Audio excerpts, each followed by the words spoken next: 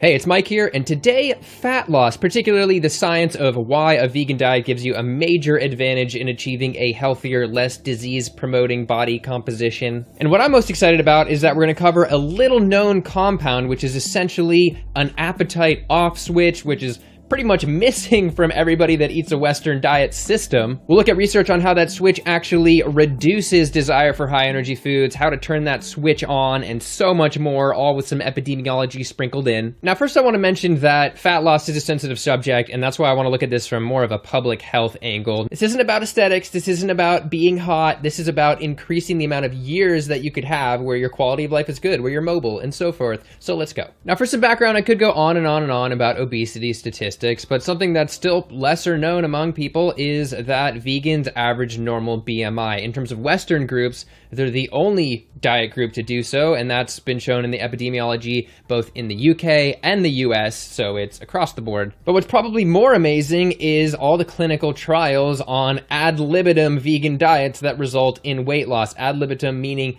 eating as much as you want. Of course, these aren't processed foods. From this one, we see a notable weight loss after just 7 days, and from this study, the broad study, what the authors described as the most effective weight loss diet at 6 and 12 months without restricting calories or adding exercise, which is incredible. And for some grade A anecdotes, I know several people who have lost over 100 pounds on a vegan diet, but focusing back on the studies, because that's what really matters, this isn't just theory we're talking about, this is a measurable reality. So why? What's going on here? I want to emphasize that this isn't the main force at work here, but vegans do have some basic behavioral advantages. If you're just walking into a gas station, going to a party, going anywhere, the chances of a vegan being able to eat cake is just way lower. In the words of Marie Antoinette, let them eat cake, unless they are vegan. Then f*** them. Though that is changing, vegan junk foods and snack foods are becoming much more ubiquitous, but the main difference here is the attributes, the qualities of the foods that are making it into vegans' mouths versus other people. And possibly the most powerful body trimming tool in the vegan diet, other than maybe just relinquishing all animal fat, is fiber. I know, it's just fiber. Yeah, we'll get to the exciting appetite switch stuff in a second, but first we gotta cover the basics. Firstly, in the US, about 97% of people do not get enough fiber, according to the Institute of Medicine. They are fiber deficient. And this is such a simple point, but fiber-rich foods have more volume for the amount of calories they have. And so if we're zooming in on the stomach, we have this network of neurons wrapping around our stomach that go, oh, I've eaten enough volume, my stomach is getting full. Then it sends signals to your brain and says, don't eat anymore. And across the board, animal products are high in energy and fat and low in volume. They are devoid of fiber, and therefore it takes a lot more to fill up your stomach and tell your brain that you're full. But a diet high in fiber is what our stomach, what our whole system is used to. From this study, quote, evidence suggests that for most of history, the human lineage consumed more indigestible plant material, such as grasses, sedges, and tubers, than is present in a typical Western-style diet. Over 100 grams per day of dietary fiber compared with less than 15 grams per day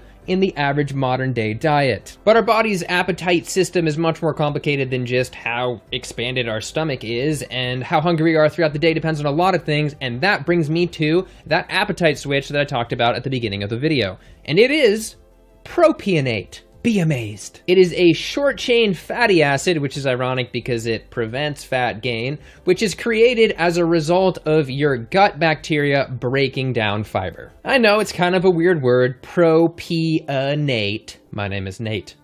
Propionate. Hey man, I just want to let you know I'm a pro. Oh yeah, pro what?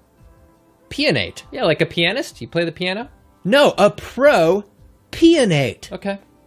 Now you'll never forget this word, because that's how you remember things, make them weird. That's how they win memory competitions. From this study, quote, in humans, increased colonic production of the short-chain fatty acid propionate acutely reduces energy intake. So how does it actually work though? Well, you eat some fiber, the little microbes in your gut digest it, they spit out propionate, and the propionate eventually signals the appetite centers of your brain, the hypothalamus, that you are less hungry, saying, well, you're full now. And from this study, you can actually take an MRI, do a brain scan of somebody, and measure the increase in signals to the hypothalamus, the appetite center of the brain, after eating fiber, further suggesting a satiating effect. So it appears that this is just part of our natural appetite regulation system from eating so much fiber throughout human history that fiber meant food. But for the average modern person, it's as if we have just taken that out, extracted that system, and people are just missing it. It's almost akin to surgically removing all those nerves around your stomach, just removing a part of the, you get what I'm talking about. And back to that study, most amazingly, propionate was shown to reduce calorie consumption by about 14% at a buffet meal. America needs this. America needs propionate. Propionate 2020.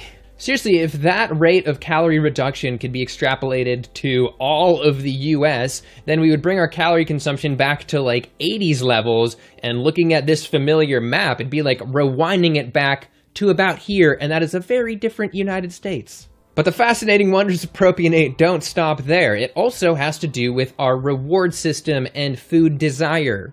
This study found that after giving people propionate, their brain reacted less dramatically to high-energy foods. So comparing, say, chili cheese dogs to cucumbers with the propionate, the difference was less dramatic. From the researchers, quote, "Our results suggest that colonic propionate production may play an important role in attenuating reward-based eating behaviors. Because propionate works with the reward system in this way, it definitely has some implications for food addiction and binge eating. Simply put, if you've had enough fiber in the last 24 hours, then you're going to be less likely to crave these unhealthy foods. Less likely to reach for foods that you're addicted to, foods that you don't actually want to eat." And I want to emphasize that this isn't cutting off people's appetite to some unhealthy degree. This is just resetting the system to where it's supposed to be. Now I want to address a concern that I get really whenever I talk about vegan diets and weight loss on this channel, which is completely understandable because statistically there are going to be some more robust vegans.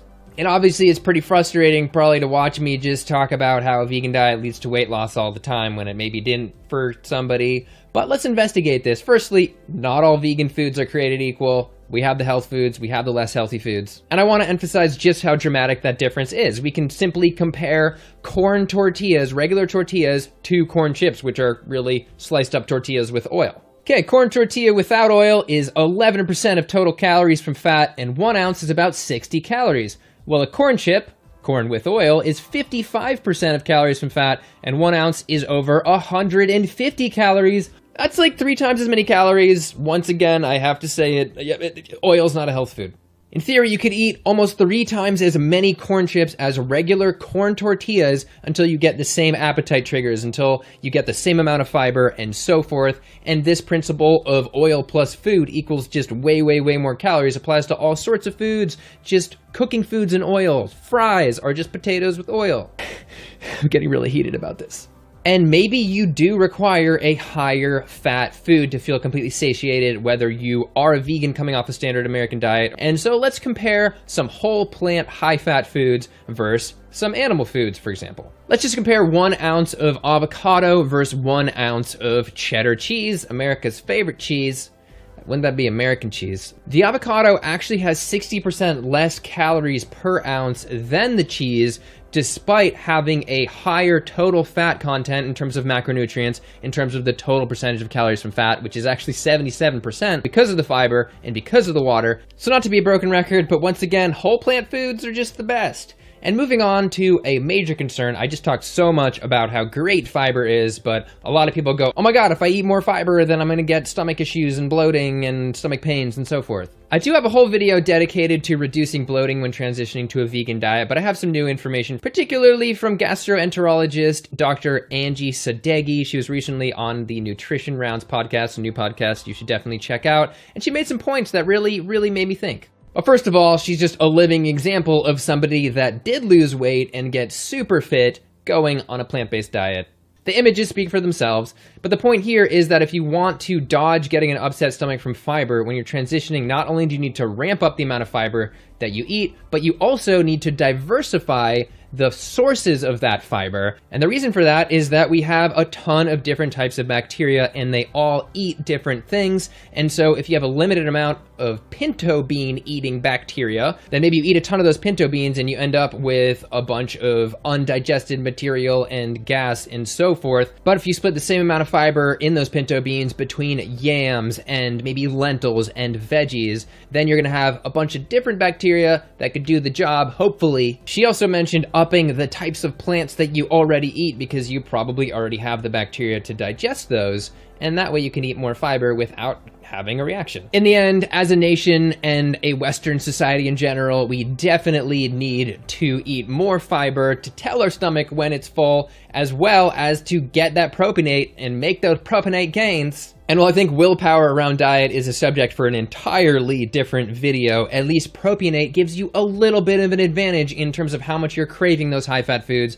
those foods that are not good for you. In the end, it's about your body using its natural satiation system to know when to stop eating. And I'll go ahead and throw my bloating prevention video in there because there are a ton of points I didn't even talk about in that video. And let me know down below if you have any video suggestions. I'm gonna try and crank out some extra videos through January because that's when a lot of people are like, I'm gonna do it, I'm gonna go vegan. All right, feel free to like, subscribe, and definitely hit that notification bell because otherwise you might as well not be subscribed, really. All right, see you next time.